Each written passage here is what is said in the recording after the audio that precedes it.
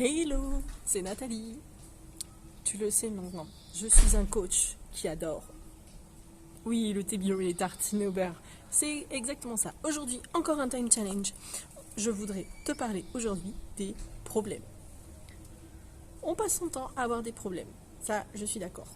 Et tout autant qu'on est, on passe son temps à les résoudre, ces problèmes. Un problème à la base, c'est pas censé te toucher. Effectivement, c'est pas censé te toucher. J'ai lu des études scientifiques qui ont été menées par le CERN notamment, et qui montrent qu'en fait, via des IRM, qu'effectivement, les problèmes ne sont pas censés toucher affectivement. Donc une partie dans le cerveau qui est une partie émotionnelle n'est pas affectée quand on parle de problèmes. Donc comment on fait en fait quel est le lien en fait entre ces problèmes et l'émotionnel?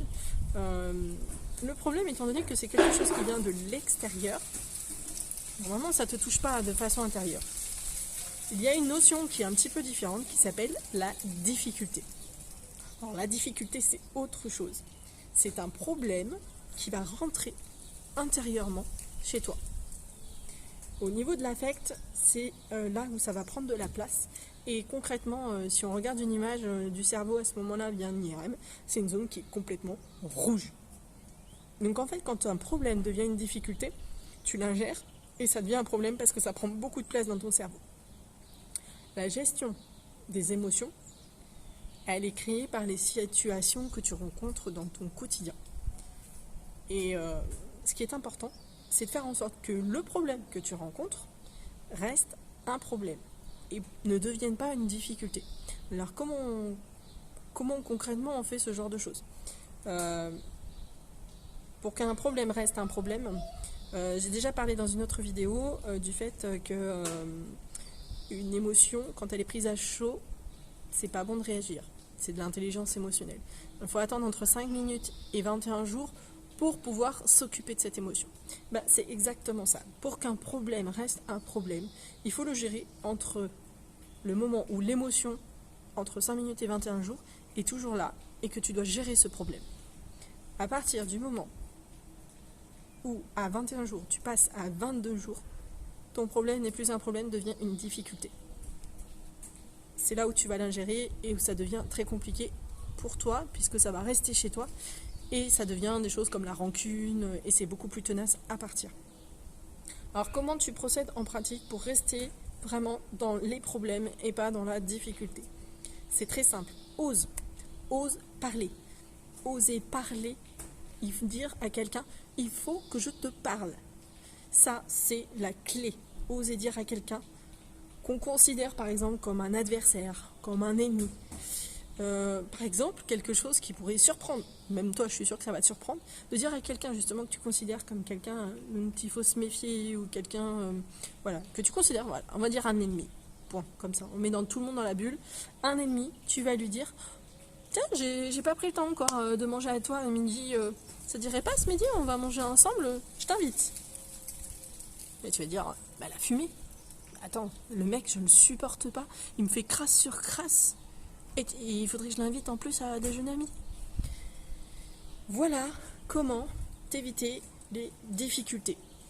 Ton problème doit rester un problème.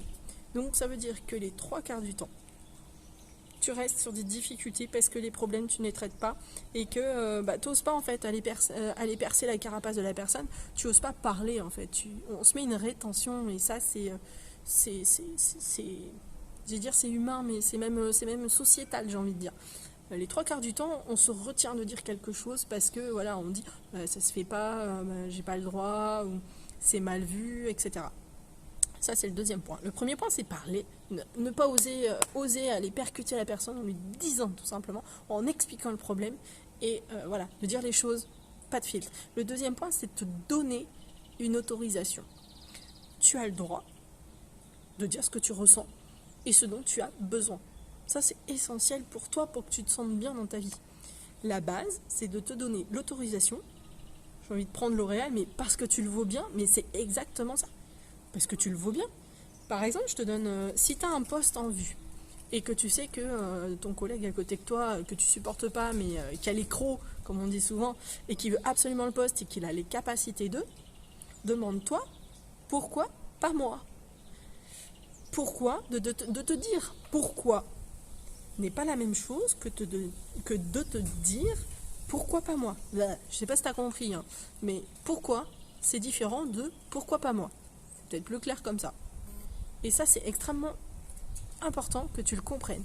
De troquer ton pourquoi et de te dire pourquoi pas moi finalement, c'est extrêmement valorisant et ça te donne l'autorisation de tout faire. Donc ces 2 points, ils sont extrêmement importants pour troquer tes difficultés contre des problèmes. Et un problème, quand il arrive, de le laisser à l'état de problème et de le résoudre dans les 21 jours quand l'émotion, elle arrive là-dessus.